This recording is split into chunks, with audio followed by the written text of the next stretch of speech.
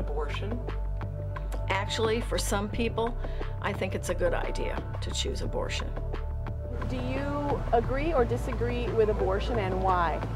Me, I totally disagree against abortion. I have 5 beautiful kids myself, and I can't see myself without my kids, you know. I believe abortion is a situational type issue. I mean, some people, I hate to say it, might be best that they might have an abortion because it might not be the right time in their lives, and they might not be able to afford to take care of a baby.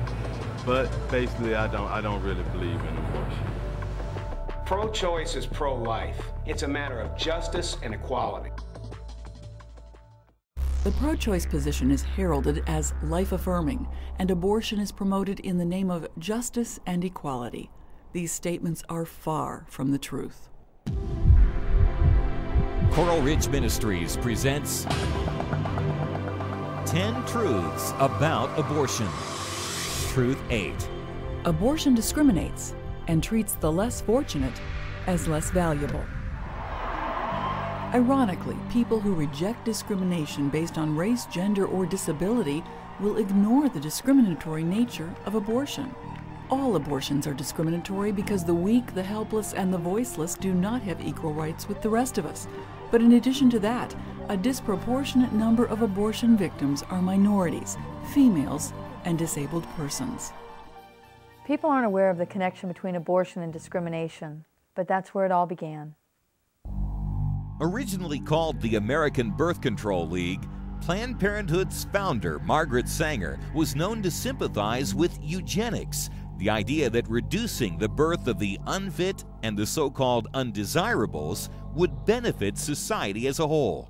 The likelihood of a black pregnancy to end in abortion is triple that of white women. And it seems to me that it's because the abortion industry targets the metropolis and the poorer communities. When Planned Parenthood came into my community in Southeast Washington, D.C., it was on the cusp of the feminist revolution. As a divorced single mother in her early 20s, Paulette Roseborough bought into Planned Parenthood's philosophy and aborted 2 of her children. It wasn't until her recommitment to Christ that she was able to grasp the deception she had experienced. I went to National Right to Life, where I discovered sitting in a chair while the person that was talking to me had to take a phone call. I looked around and I picked up a magazine and I saw what happened to my 2 children.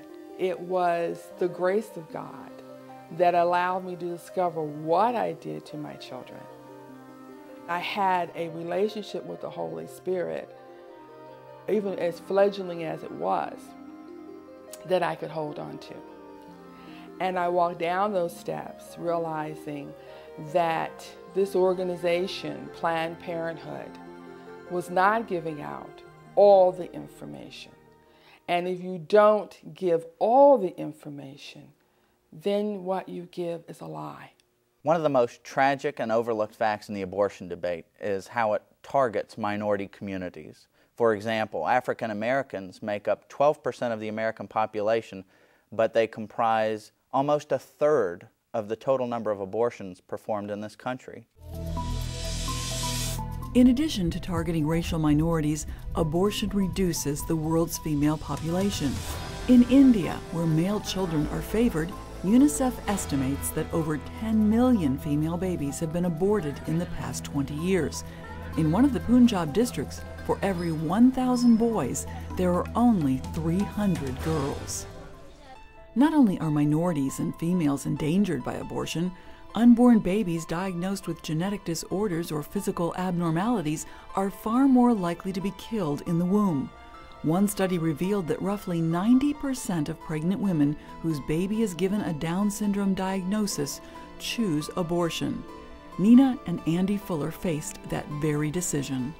I was 36 years old at the time and just really prayed about having another baby because, you know, as a mom of 3 sons, I really dreamed of having a girl. By the time their youngest son was 7 years old, Nina and her husband Andy heard they were expecting their 4th child.